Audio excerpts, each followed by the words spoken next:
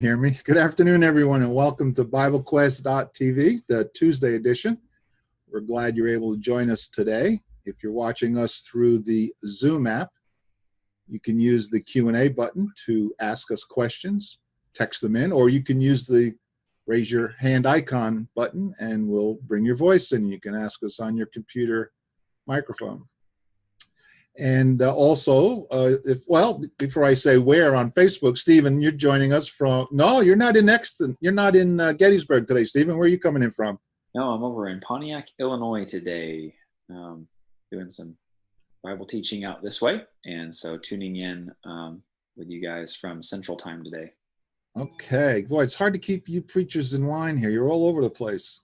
Glad you're over there and able to join us, though. Also, Scott, you are still in Exton today, right? I'm sorry, in Gettysburg today. Yes, and it is snowing. Big time snowing. I heard that was. Yeah, it is. I don't see it today yet, but we'll see. I'm up in Honesdale, Pennsylvania. I'm your host, Drew DeGrotto. Jeff will be joining us shortly, but he's not here at the moment. And Noah, our webcast engineer, is with us. Glad you're here, Noah. Thank you. Hi, how you doing? And let's see. That's okay, Noah. All right, so let's see where we're going today. Jeff's going to come in a little bit, hopefully, because he's got some stuff he wants to talk about. What's on the agenda today, guys? Well, first thing, I understand, Drew, that you have a problem. Yeah, I do have a problem. What's your problem? What is bugging you? You mean the one I want to share with you now? Well, here's what's bugging me. You know, I have a couple of lessons that I teach every so often in a online class or in a quarter class on evolution versus creation, creation. And we're always talking about the age of the earth or the Big Bang, and everything. The way it is now big, everything was from the beginning. They track it back down, and it gets to a ball. I don't know, depending on who you're listening to, the ball could be around this size of the entire universe. And some people say it was more like this size. Exactly. So I'm not interested. Yeah, that size or that size with this universe, I don't think that's going to be much of a difference there.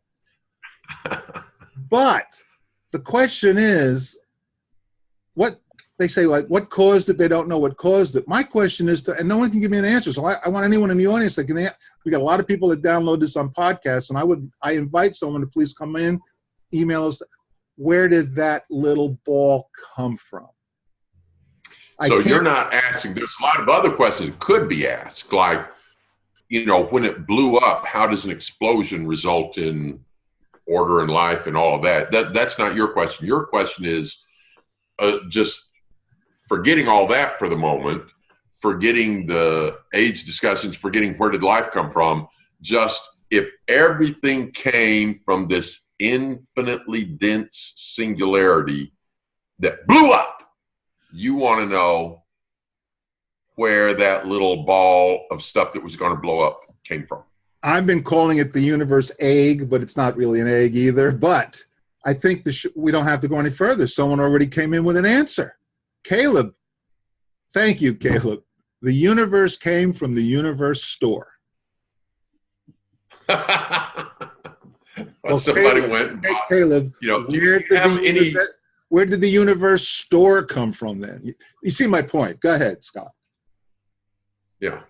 Well, somebody went to the universe store and they said, do you have any infinitely dense points of singularity? And they said, just one, but be careful because it might blow up. And then it did. I am making light of it. It's a serious question that I do ask, and no one goes to that point. Although there is an answer that I think one scientist had said, and I forgot which one actually said it, but it was, Stephen, what was it called? Spontaneous singularity or spontaneous something or other. Do you remember what we said? Not sure. Yeah. So in other words, from nothing, it came as a ball. And Stephen Hawking said that the universe came from nothing. And so some of the scientists will say where that point of density came from, they don't know. And some will say, but it just came from nothing. So according to some scientists, there was nothing. And then, bing, there's a point of singularity, a density. So to think about this point, let's take everything on Earth, everything on Jupiter, everything in the solar system, the sun, all the other solar systems, all the other galaxies, crunch it all into this one little ball, and then it's going to blow up and result in all this eventually over various time processes, they would say. But you want to know where that came from. And some of them say it just happened. It just spontaneously came into existence and then blew up. But doesn't that violate some laws of science? You cannot create matter or energy. And you can't destroy it. It is fixed. I forget what that law is. I one time heard a debate. Go ahead. Well, I was going to say, that I forget what law that was called. Not the thermodynamics law, but you can't, I'm only quoting, remember what a scientist said, you cannot create or destroy. You can change energy and matter, but the amount that's in the universe is the same. Well, there's also just a very basic fundamental principle called cause and effect. I mean, when we're dealing with science, we're talking about cause and effect. Here's an effect, what caused it. Here's a cause, what effects result. If you did experiments when you were in middle school or high school, you were dealing with cause and effect. And I've seen a quote where some atheistic scientists have said, well, back at the beginning with quantum physics and stuff, maybe you didn't really need a cause. But science kind of involves cause and effect. And here's something else interesting. Years ago, I heard a debate between an evolutionist, an atheist, and a believer. And the scientist said, answering this question that you posed, he said, we don't know where it came from. Some scientists believe it came from nothing. That same scientist later in the debate attacked the believer for believing in creation ex nihilo, Latin for out of nothing, because he was saying that's unscientific. Now, there's two problems with this. What would you say the first problem is? So the scientist had said, we don't know what went bang, but some scientists believe it came from nothing. That might have happened. Then he turns around and he attacks the believer for believing ex nihilo, creation out of nothing, because he said that would be unscientific. What are the two problems with that, either of you? Well, first of all, it's a double standard. He's already said we get something from nothing, but you can't get something from nothing, because that would be yeah. We can do it, and it's scientific. You do it, it's not. There's a second issue there, and it's not so much in his argument, but looking at maybe the believer's argument. Does the Bible teach ex nihilo? No. Chapter 11, verse 3, Hebrews 11:3 says, by faith we understand that the universe was created by the word of God, so that what is seen was not made out of things that are visible. So the Bible doesn't say that God created the universe ex nihilo, out of nothing. It said he created it by the word, not out of things that are visible. So God didn't go to the universe store and buy some mud and rocks and water and hydrogen and build a universe. But that doesn't mean it came from nothing. It comes from an almighty creator and his word and his power and however else he did. We have a couple of comments came in. Jerry commented, but now we're told that no thing can come from nothing, which is a scientific observation. Nothing comes from nothing. If you have nothing and then you wait 10 minutes, you still have nothing. Still got nothing. You can wait for 10 billion years and you still have nothing. And you still have nothing. That is observable. That's testable from everything that we've seen. You don't get something from Nothing. And so that's really what goes back to all the origins debate. How did everything get here? Is there an adequate cause for the effects that we can observe in the universe that we live in? Yeah, see my problem now, Scott? I see your problem, Drew. I can't get that answer. I think you have a solution. I think you have a solution to that problem. I think so. What is the solution? Yes. What's your solution to that problem? Well, you've already read it from Hebrews. Yeah. Yeah. There wasn't. Wait a minute. Let me see. Are you? Whoa. Were you trying to get this out of me? I don't have enough faith to be an atheist? Oh, no, that's fine too. I wasn't trying to get any particular words. It takes a lot more faith to just listening. I'm not a rocket scientist, you can tell that. But just listening to the scientists, they have faith that it came from nothing. That's one thing that's really important about when we get into the origins questions, is to remember that empirical science has limitations. You have to be able to reproduce something. You have to be able to observe something. And when we get into distant historical events that nobody in this generation or in recorded history that we know of was able to give eyewitness accounts, somebody was there, they wrote it down or something like that, we get outside the realm of empirical science and we get into the realm of philosophy and theology, because we're still trying to extrapolate from what we can see and what we can observe. But that's really important. Go ahead. Yeah. Go ahead. So when we have to answer these questions, a lot of times people try to pit the ideas of science versus the idea of religion or of faith in general. But the thing is, whatever you believe about how the universe got here, everyone accepts it on the basis of faith. Meaning, hold on, getting here by that little ball that started first. How did that ball get here? Right. Whatever you believe the explanation is, you believe it on faith because you did not see it happen. We have not been able to create it. We cannot observe it. It is not empirical science. Oh, by the way, I'm not saying there was a little ball. I'm just saying that's what science is. Given their definition, where do they think their little point came from? Here's something else, and you just mentioned this, Stephen, that nobody saw how life began. Nobody saw the world begin. Nobody saw the universe begin. And so we have to look at what's here now. I want you to think how much that's similar to, say, a murder trial. A body has been found. Evidence points to someone did it. And you can't go back in time. And, well, OJ's just apparently a video of one of his interviews where he theoretically describes how he did it, if he did it. You know, if you remember that trial.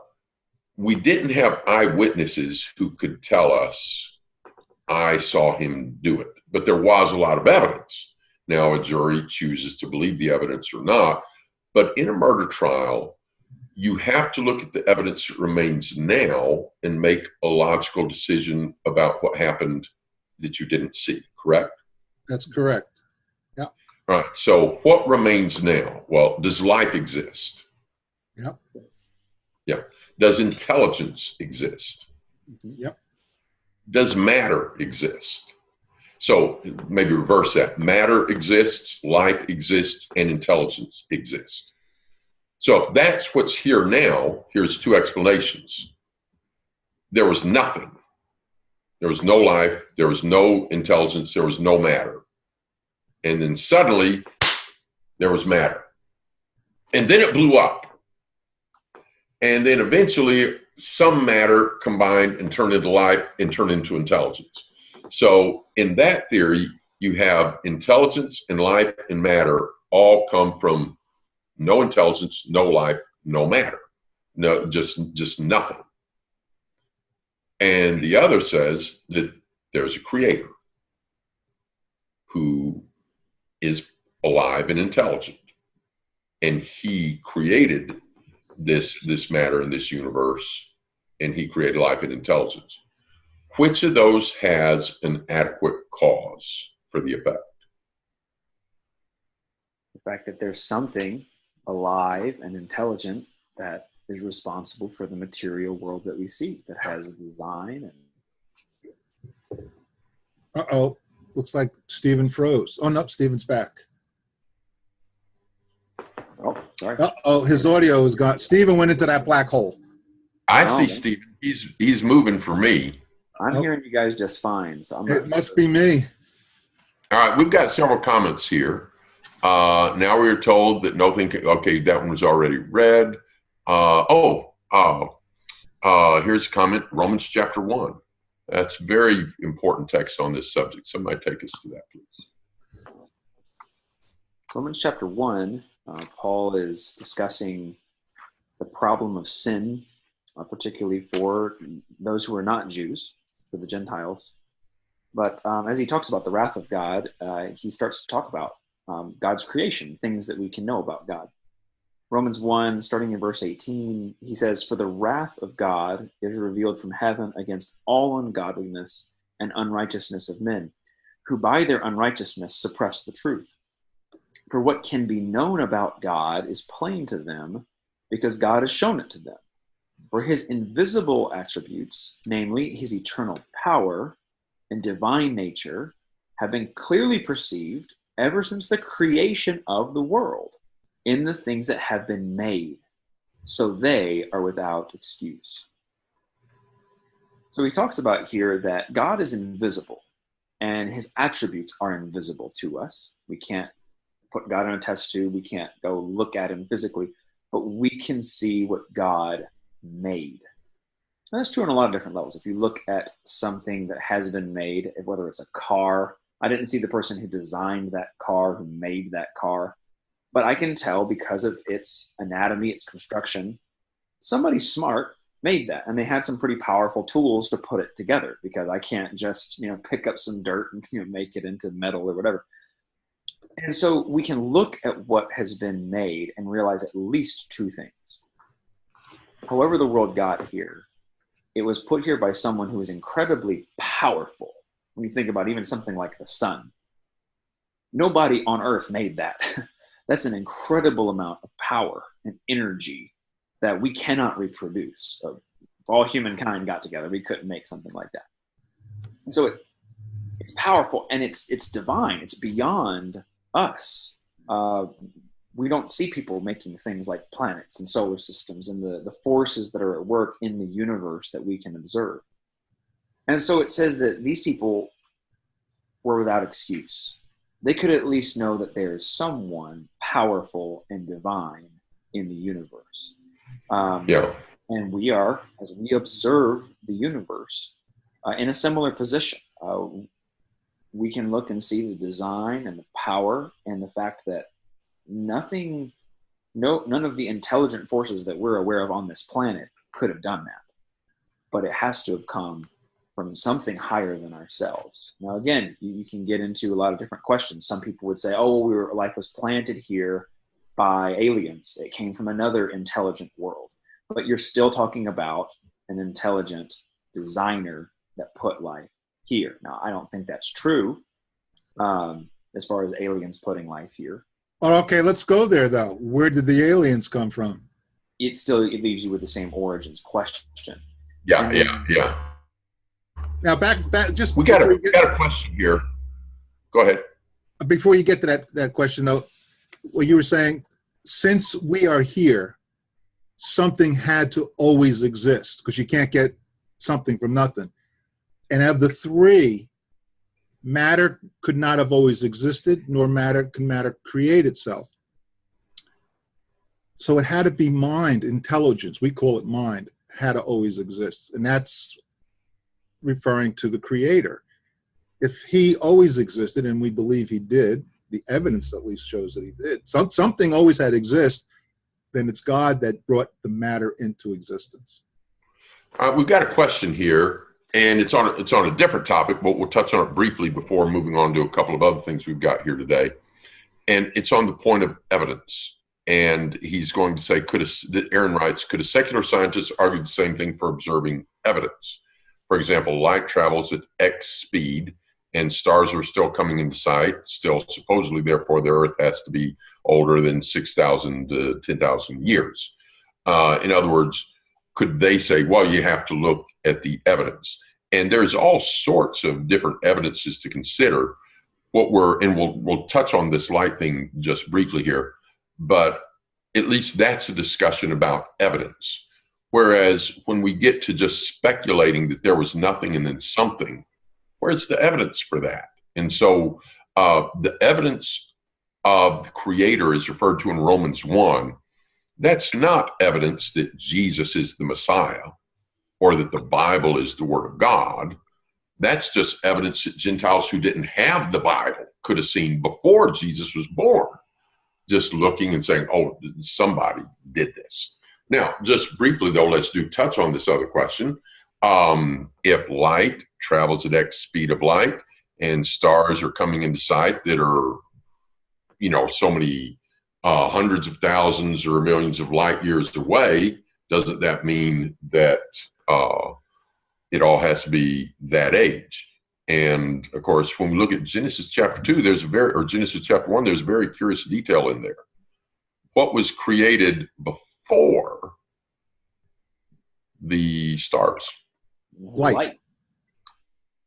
Yeah. It was very, very striking. God created light, and then he creates the sun, the moon, the stars later. But the light he already puts there. Very curious. Mm-hmm. All right. Let's turn our attention now to, I believe we had a question about the Mass, the Catholic view of Mass. What was that question, Drew? Jeff actually had the question, or at least raised it, and it was not about the substantiation of the Eucharist, but that Jesus in the Mass is being offered continually each time they have the Mass. In other words, his sacrifice is being re-offered. I think that was it, wasn't it, Stephen? Was that a viewer question, or was that one that Jeff presented? I think that's something that Jeff had brought up, maybe from a conversation he had had. Why don't we wait till Jeff's here and discuss that? Although, curiously, we were talking about that just yesterday in a study with a Catholic friend up in Harrisburg. I've been corresponding on that. But we'll hold off on that then, and let's turn to, every once in a while, we do with the Bible as a tool chest. And what do we mean here is just simply we're going to put forth a scenario, the type of things that we run into from day to day or in our interactions, and then here's a problem. Well, how do you solve that problem? What do you biblically do with that problem? And so I'll throw out a problem, and then I'll ask you gentlemen to reach in the tool chest and pull out the verses that apply. Hey, right, so I already, that's how I started the program. I threw out my problem, and you guys. Hey, there you go. And you guys went to the scriptures to answer that question. Go ahead. All right, there we go. So here's a problem. You're in a congregation, and you're worshiping with people who are not always perfect, and you are not always perfect. And so from time to time, you've needed to apologize. Somebody else has, but there's someone who has wronged you, and either they haven't realized they've wronged you, or they don't seem to care that they have wronged you, and you're bothered about what they did. And maybe you're tempted to react in any variety of ways. But what do you do? What does the Lord say do in a situation like that? I don't know the exact verse, Stephen. I'm sure you can help me on this one, but it's the one where Jesus teaches the principle out that if someone sinned against you, right? And then is that the scenario that someone else had done? That you, as the quote unquote innocent victim here, need to go to that person.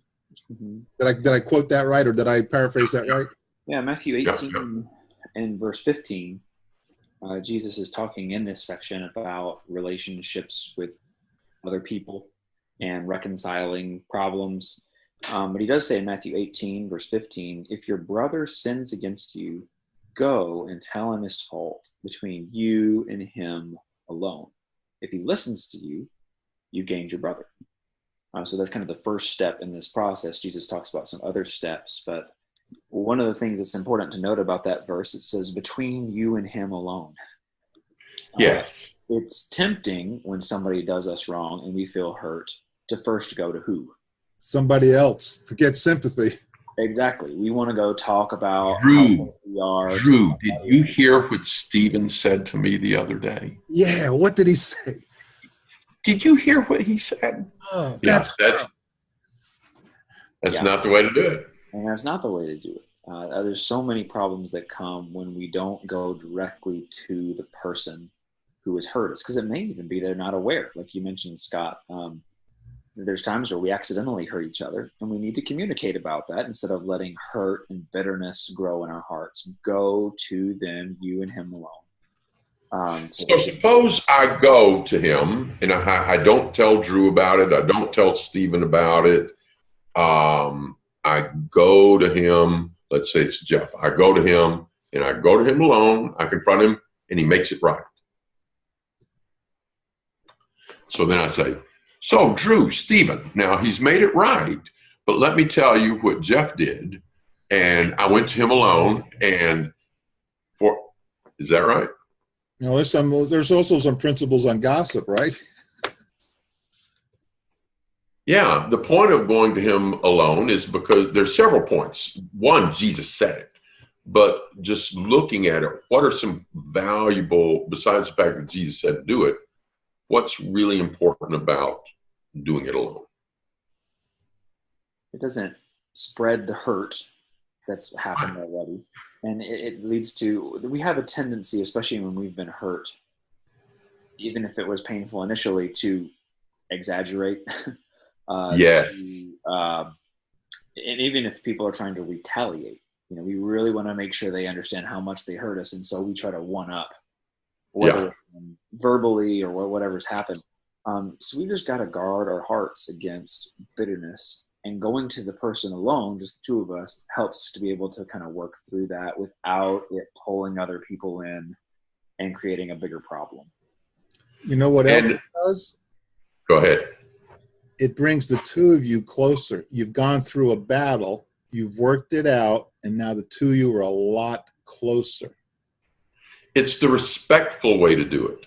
And it isn't an example of do unto others as you would have them do unto you. If one of you has a problem with me, how would I like you to handle that? I'd like you to come to me. And if it's not anybody else's business, I'd like it to stay, be settled between you and I. And so it's not bringing other people into problems. It's not their business. It's not poisoning other people's minds. Sometimes when people gossip, they'll say, but it's true. Who here would like every single true thing that's ever existed about them to just be broadcast to everybody else because it's true? Not at all. Not so great. No, it's not other people's business. It's solved and it's respectful, and it's what Jesus said. But Jeremy brings up a good point. I think it was Herman. It says, what about if you can't go to him alone because he twists everything you say? Well, Jesus continues the conversation in verse 16. If he does not take one or two others along with you, that every charge may be established by the evidence of two or three witnesses. Now you've got people, one or two or three, work on a little bit further. Yeah. And to be clear there, I think I remember one situation where Wait a minute. Both of you started talking and both of you stopped. Go ahead, Stephen. Stephen? Go ahead, Scott. Okay, so the two or three witnesses there, sometimes there's been something that's happened and nobody else was there to see it happen. I think the two or three witnesses in this instance can also be, there's people who come in to mediate. And that they're there to see the accusations that are being given back and forth. And like, this brother has brought up, if someone's twisting the things you say, well, now you've got somebody present to help kind of figure out, well, wait a minute, you need to listen. That's not what they said, or something like that, to where there's more people who are involved to help resolve this issue. And if I asked you two to go with me, and you say, I want you to be there and hear what's said, and you go, and you hear what's said, and you hear the other person being rational and fair, and me saying, misrepresenting what they're saying and other things. And then you two say to me, Scott, he's not saying what you're saying he's saying. You're mishearing him. You're misrepresenting him. Then I need to listen. What's it say in Proverbs? In a multitude of counselors, there's wisdom. So I might realize, I'm making a big deal out of nothing. Or it may be that the other guy said something, you need witnesses. He said it. I remember a situation where there was a fellow, he'd been there ever since the church started.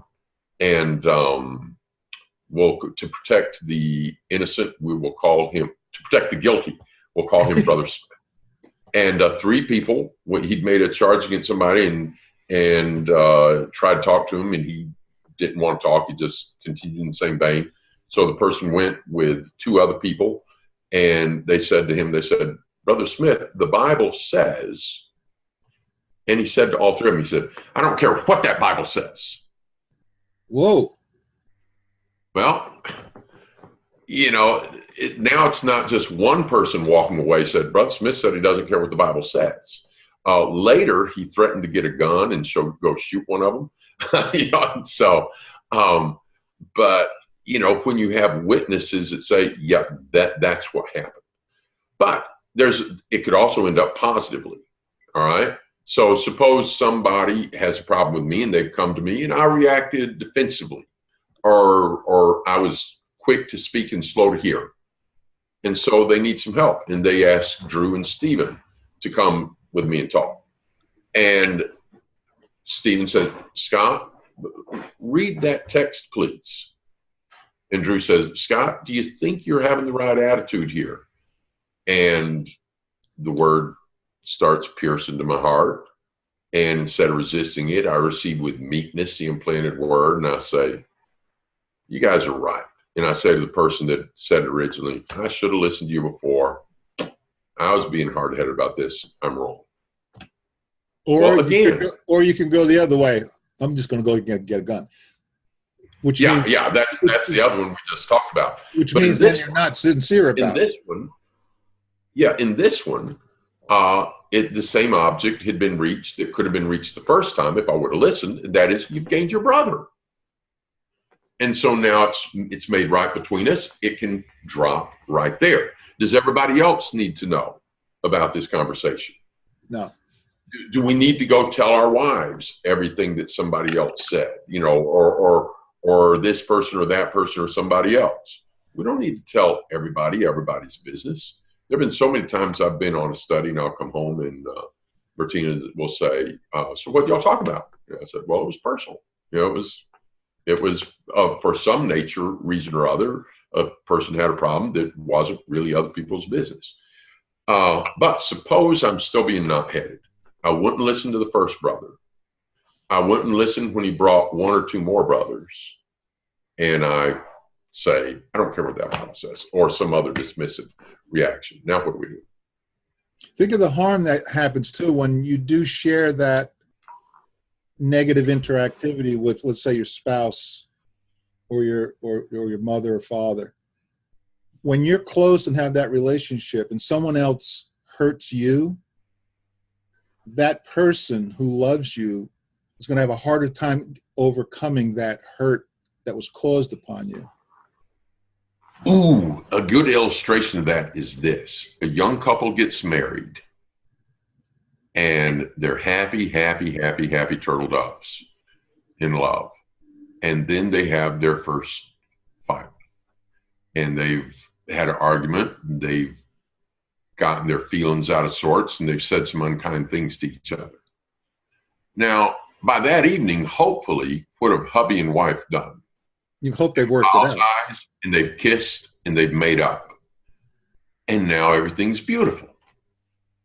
But what if that little bride runs and tells her mother?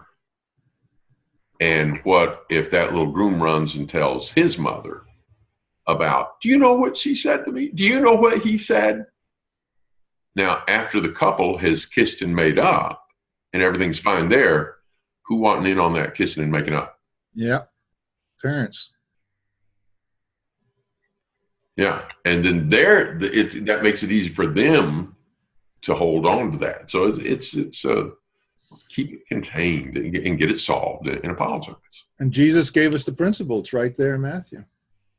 But back to the text, what if they won't listen? They didn't listen the first time when somebody came to them. They didn't listen the second time when a brother or two came with them. Now what do you do? Now you bring in the bigger circle. You now bring it in before the whole church, right? Yeah, verse 7. Yeah, let's read the text. If he refuses to listen to them, tell it to the church. And if he refuses to listen even to the church, let him be to you as a Gentile and a tax collector.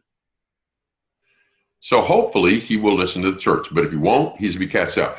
Now, what if the original thing wasn't what some people might call that big a deal? You know, what if he was just, behaving rudely or told a little white lie? You hear people say that kind of thing. Sometimes when we want to justify our behavior, we find some way to minimize it and act. Well, what did Saul do when Samuel comes and said, "Why didn't you obey the voice of the Lord?" It was the people. Yeah, and it's. But I obeyed, but that's where it's at. Find some way to justify it. And sometimes we might think, well, the point is, if this has gone this far, it also shows that that's really just the tip of the iceberg, doesn't it? Mm-hmm. Because whatever it is I did that I originally wouldn't apologize for, I've shown just a generally unrepentant attitude in addition to that. Because and we come back to Proverbs, correct a wise man and he will be what? Still wiser. Yeah. Correct a fool and he hates it. So we all need correction, don't we, sometimes? And doesn't 2 Timothy 3:16 say the word is for our correction? And sometimes a brother can help me see that. So we all need correction. And if you find out through this process that I refuse to be corrected and will not accept any correction, then in addition to the original problem that needed to be corrected, we've got a bigger problem. I'm a fool that won't accept correction. And is that a disciple of Christ? Yeah. It's easy for us to have this conversation about these things in this neutral environment that we're having. And then that day when it comes where, let's say, Scott, you and I really then, butt heads at it, it's not as easy. But we need to learn that principle now before we get into that situation so that we'll be ready. Yeah. Yeah, that's right. So let's touch on this. What are some biblical principles to remember if you're the one going to correct someone? And then what are some biblical principles to remember if you're needing to receive correction? Let's start with if you're going to correct someone. One thing that's helpful is to not assume you know everything about the situation. There's a historical account in the book of Joshua that I think is really interesting. It's in Joshua 22. We won't go through the whole thing right now, but I think it has some fascinating principles for correcting and receiving correction. It's where the eastern tribes, remember Reuben, Gad, and the half-tribe of Manasseh over on the east side of the Jordan, they're returning to that side and they build an altar before they've crossed back over the Jordan to their land. And the western tribes hear about it and they initially assume the worst. They assume they're already building some other altar besides the altar at the tabernacle and they're rebelling against God. And so thankfully, though, they don't, they get geared up for war, but they go over, but they first go and ask and say, what is this you've done by building this other altar?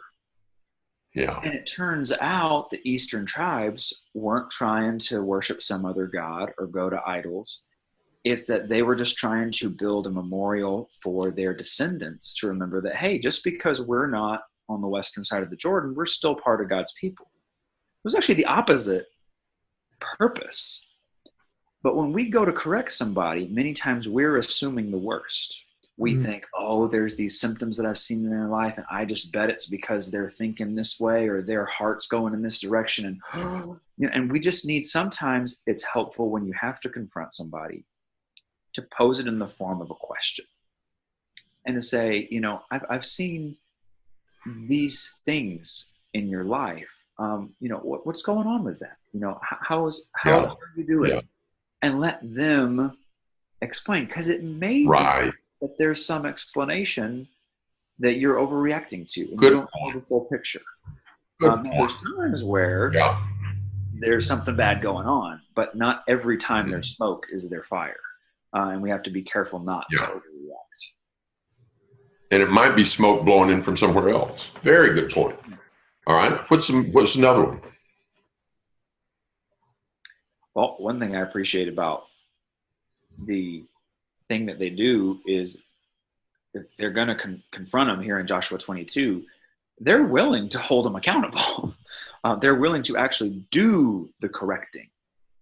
There's times where we might go to somebody or see something bad that's going on, and one thing we need to do if we're going to correct somebody is actually correct them, actually hold people accountable to what God's word says, because sometimes it's easier to just be scared of conflict and, I don't want to rock the boat, and it's going to mess up relationships, and it's going to be awkward. And sometimes you just got to do what's right.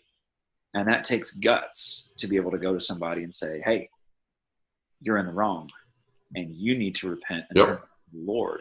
And if you don't, I'm going to have to get some other people involved and go through the process that we've already mentioned. Or you may be in the wrong and you're not realizing it, right, Stephen? So someone can say, wait a minute, Stephen, and which is similar to that example you gave before. Right. Yeah. All right. What spirit, what attitude should you go with? I'm thinking of Galatians 6:1. If a brother is overtaken in trespass, you who are spiritual, restore him in a spirit of gentleness. Yeah. Now there are some times when we'll see Paul come down hard on people, and there will be some times it will need to be come down hard on people. But you don't start, with a sledgehammer. What's the old saying? A word to the wise is sufficient. So, don't start with a load full of rebuke when all that's needed is a word. Like, suppose if Stephen comes to me and he says, Scott, I'm concerned about this. What's going on there? And I say, Stephen, I'm glad you brought that up. And that's, this has been troubling me. And Stephen reminds me of some verses and some behavior. And I say, you're right. I'll do that. Thank you. Sometimes a word is all it takes. Now, an example of this is the Thessalonians. By 2 Thessalonians 3, Paul's going to say what? He's going to say, some of you are lazy and busybodies, and you won't work. And if they won't repent, the rest of you need to not have any company with them. Don't associate with them, so they'll be ashamed and repent. But that wasn't the first conversation about this, was it? All right. In 1 Thessalonians, he had told them, use your own hands, provide for yourself, as we told you before. And in fact, even in 2 Thessalonians, it says, as we told you when we were with you, if a man won't work, neither shall he. So when he got there, he saw a problem, he addressed it. When he wrote them again, it hadn't got better, he addressed it again. And when it still doesn't get better, then he has to kind of lower the boom on. Mm-hmm. We had a couple of comments come in. When you're confronting someone, this is a good point, examine yourself first.